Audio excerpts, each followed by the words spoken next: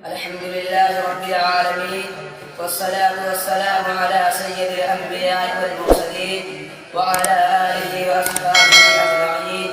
محترم حضرات، سامعین کرام، میرا موضوع ہے ہندوستان کی جنگ آزادی۔ سرفروشی کی تمنا اب ہمارے دل میں ہے، سرفروشی کی تمنا اب ہمارے دل میں ہے، دیکھنا ہے جور کتنا بازوئے قاتل ہے۔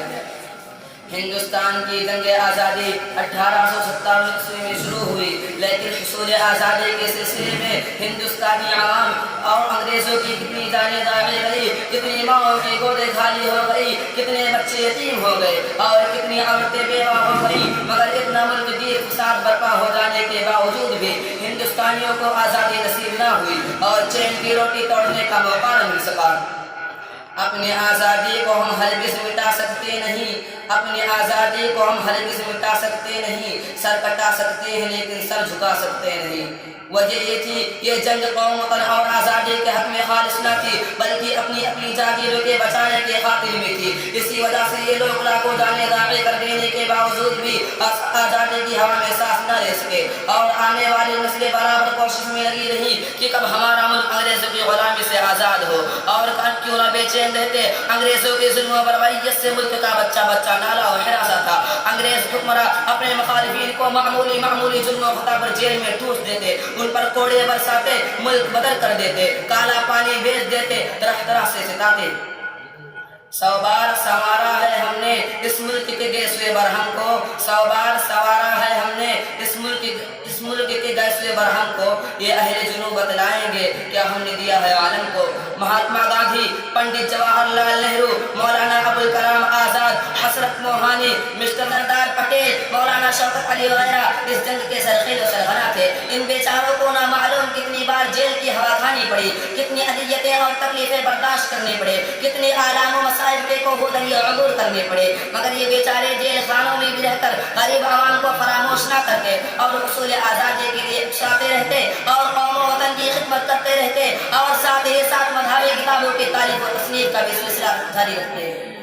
کسی شاعر نے کیا خوب کہا ہے، جب پڑا وقت گلستان پہ تو خوں ہم نے دیا، جب پڑا وقت گلستان پہ تو خوں ہم نے دیا، اب بہار آئے تو کہتے ہیں تیرا کام نہیں، اے میرے ہم نشیں چل کہیں اور چل، اے میرے ہم نشیں چل کہیں اور چل، اس چمن میں ہمارا گزارا نہیں، بات پھولوں کی ہوتی تو سہ لیتے ہم، بات پھولوں کی ہوتی تو سہ لیتے ہم، اب تو کانٹوں پہ بھی حق ہمارا نہیں۔ چنانچہ مولانا ابوالکلام آزاد کے ترجمان القرآن کا بیشتر حصہ اور غبار خاطر معرکۃ الآراء کتب جیل ہی میں تصنیف ہوئی، اور جب جیل سے رہائی پائے تو اپنی تقریر اور تحریر سے ہندوستانی عوام خطہ نیم خطہ روحوں کو بیدار کرتے تھے۔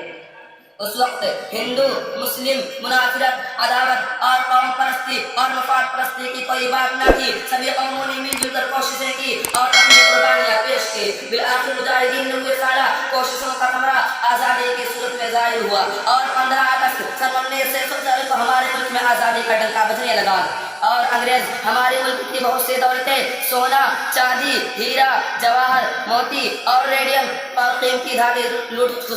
کھسوٹ کر انگلستان بھاگ گئے، اور ادھر ملک کے ہندوستانی ہونہار فرزندوں نے 4-5 ماہ کے اندر ملک کا دستور و ضابطہ نئے سرے سے تیار کر لیا اور انگریزوں کے اصول و ضابطہ کو دریا بر کر دیا۔